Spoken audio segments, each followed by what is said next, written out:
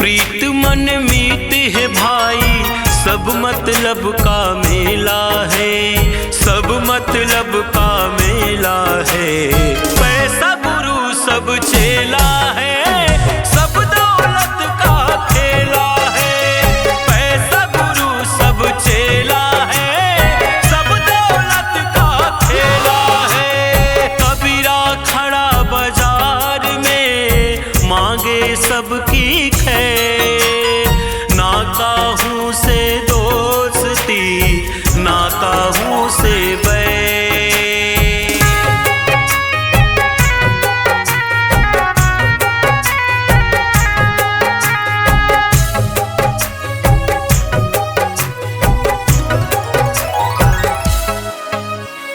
अवसर देख बाजार गरम का रोटी सेकने वाले, देख गिरावट जीवन में वही तुझे फेंकने वाले।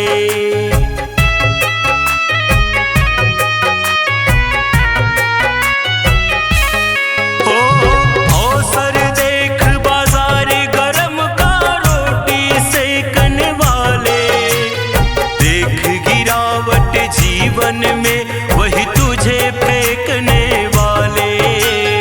देख गिरावट जीवन में वही तुझे फेंकने वाले। जो चलता रहा सबको लेकर, जो चलता रहा सबको लेकर, आज तो वही अकेला है, आज तो वही अकेला है। पैसा गुरु सब चेला है, सब दौलत का खेला है। पैसा गुरु सब चेला है, सब दौलत का खेला है। मीत रखो ना बड़ बड़ी, जो बोले बड़ बोल, काम निकारी के आपुना हो जाए जो बोल।